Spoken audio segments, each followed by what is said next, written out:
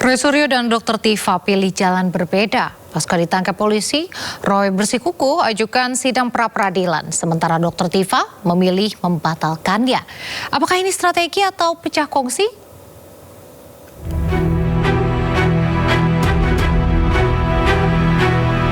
Biasa berjalan beriringan, kali ini Roy Suryo dan Dr. Tifa memilih jalan yang berbeda.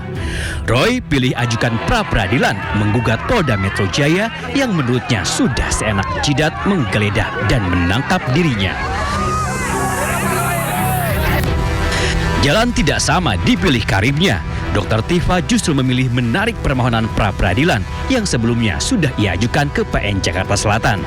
Di mana diputuskan pada tanggal 21 Juni 2026 saya tidak ditahan ya pada saat proses persidangan, maka kami kemudian memutuskan untuk membatalkan surat permohonan pra-peradilan. Perbedaan jalan yang dipilih dua tersangka fitnah ijazah Jokowi ini memantik pertanyaan publik. Setelah hampir 2 tahun senasib sepenanggungan membongkar keaslian ijazah Jokowi, baru kali ini keduanya memilih langkah yang berbeda. Apakah ini pertanda keduanya sudah tidak kompak? Guru Besar Ilmu Hukum Hibnu Nugroho menilai sebagai tersangka, Roy dan Dr. Tifa memiliki hak hukum yang sama. Walaupun langkah hukum yang dipilih keduanya akhirnya berbeda, namun menurut Hibnu tidak akan mempengaruhi perkara yang tengah menjerat keduanya. Kalau melihat jalur yang dipakai oleh Roy Suryo dan Dr. Tifa, itu tidak dalam suatu problem hukum di dalam penyelesaian suatu perkara. Jadi terhadap perkara tidak ada pengaruhnya apa-apa. Kalau toh pun nanti pra-peradilan diterima, juga tidak ada pengaruhnya apa-apa. Ya itu hak masing-masing karena memang suatu penyelesaian itu kan tergantung pada Pak Roy Suryo dan Dr. Tifa. Ya, Dr. Tifa langsung pada penyelesaian pokok perkara. Roy Suryo belum, karena ingin memastikan tadi bahwa terhadap penjemputan itu tidak sah, apalagi kalau dikatakan penangkapan. Setelah kasus fitnah ijazah Jokowi dilimpahkan ke Kejaksaan, kini Dr. Tifa tengah menunggu sidang perdana yang akan digelar 2 Juli mendatang. Sementara Roy Suryo masih harus menjalani sidang pra-peradilan penangkapan yang belum dijadwalkan. Tim Liputan iNews melaporkan. Sementara itu Jokowi pernah berujar ia berjanji akan menunjukkan ijazahnya saat persidangan nanti. Kita ikuti proses hukum yang ada sampai nanti di sidang pengadilan. Jadi Pak Jokowi memastikan akan membawa ijazah hasilnya ya ke persidangan? Iya, sesuai yang sudah saya sampaikan. Beralih ke informasi lain, jumlah manajer Koperasi Merah Putih yang meninggal dunia saat mengikuti latihan dasar militer kembali bertambah menjadi 5 orang.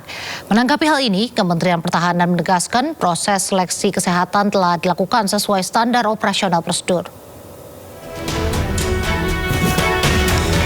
Ketua Tim Kesehatan Program SPPI, Dr. Ihsan, menjelaskan seluruh peserta telah menjalani pemeriksaan kesehatan menyeluruh sebelum dinyatakan lolos, mulai dari pemeriksaan fisik, laboratorium, ronsen, hingga USG. Menurutnya, kondisi kesehatan seseorang dapat berubah karena faktor fisik maupun lingkungan, sehingga hasil pemeriksaan saat seleksi tidak selalu mencerminkan kondisi peserta.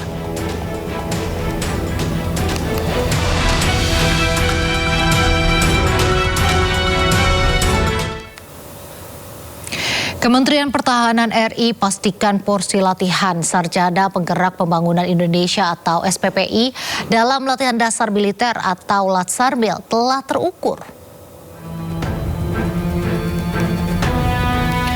Kemhan menilai kegiatan Latsarmil tidak memiliki porsi yang berat, bahkan terbukti bisa mengakomodasi peserta SPPI yang disabilitas. Kepala Badan Pengembangan Sumber Daya Manusia Kemhan, Maijen Ketut Gedewetan, menegaskan bahwa Latsarmil bertujuan untuk menanamkan nilai-nilai disiplin.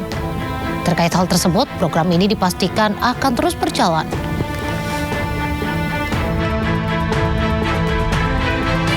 Program ini bukan dimaksudkan untuk membentuk prajurit, melainkan membentuk calon pengelola koperasi desa Kelurahan Merah Putih dan Kampung Nelayan Merah Putih yang memiliki karakter kuat, berintegritas, disiplin, mampu bekerja sama dan siap laksanakan tugas pengabdian.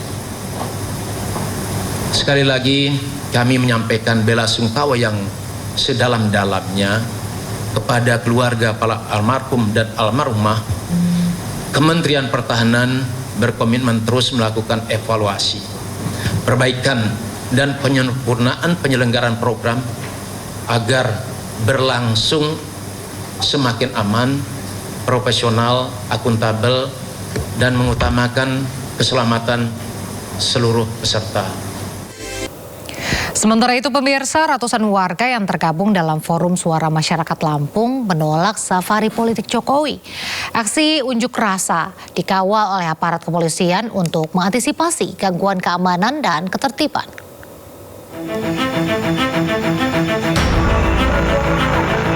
Ratusan massa menyatakan penolakan terhadap safari politik Presiden ke-7 Republik Indonesia, Joko Widodo. Mereka menilai kegiatan tersebut tidak peka terhadap situasi yang kini sedang menjadi perdebatan publik, yakni polemik dugaan ijazah palsu yang menurut mereka telah menimbulkan kegaduhan di tengah masyarakat. Massa berpandangan bahwa polemik tersebut sebaiknya mendapat penjelasan dan penyelesaian yang tuntas agar tidak terus-menerus menimbulkan perdebatan. Kami menyayangkan Pak Jokowi hari ini mau keliling seluruh Indonesia. Lampung ini adalah provinsi yang pertama. Ya.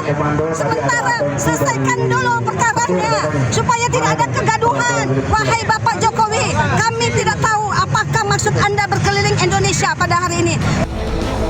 Aksi berjalan damai di bawah pengawalan ketat aparat kepolisian dengan massa secara bergantian menyampaikan aspirasi melalui orasi di lokasi aksi.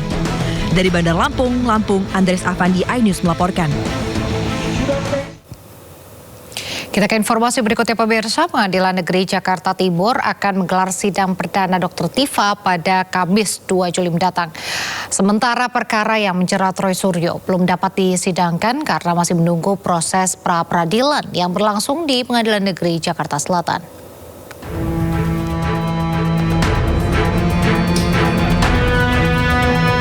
Pengadilan Negeri Jakarta Timur menjadwalkan sidang perdana Tifauzia Tiasuma atau Dr. Tifa, tersangka kasus dugaan fitnah dan pencemaran nama baik terkait keaslian ijazah Presiden ke-7 Republik Indonesia Joko Widodo pada 2 Juli 2026. Juru bicara Pengadilan Negeri Jakarta Timur, Immanuel Tarigan, mengatakan sidang berlangsung pukul 9 pagi di ruang utama Profesor Kusuma Atmaja Pengadilan Negeri Jakarta Timur.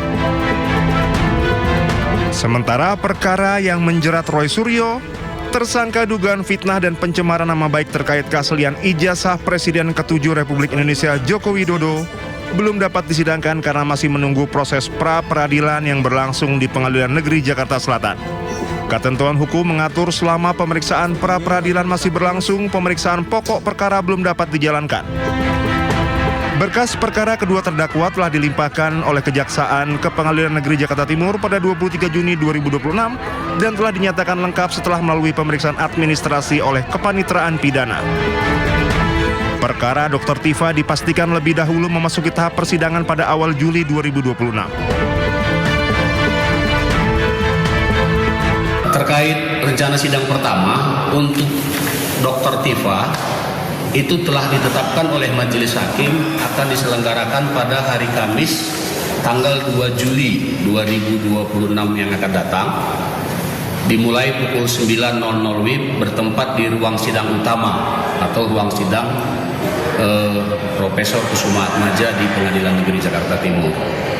Sedangkan untuk sidang Bapak Roy Suryo, oleh karena yang bersangkutan sampai hari ini masih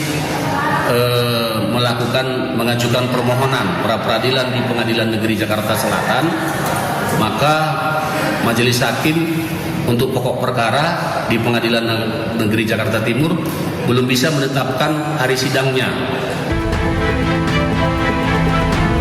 Sebelumnya Roy Suryo mengajukan pra-peradilan terkait penggeledahan dan penangkapan oleh penyidik Polda Metro Jaya di Pengadilan Negeri Jakarta Selatan.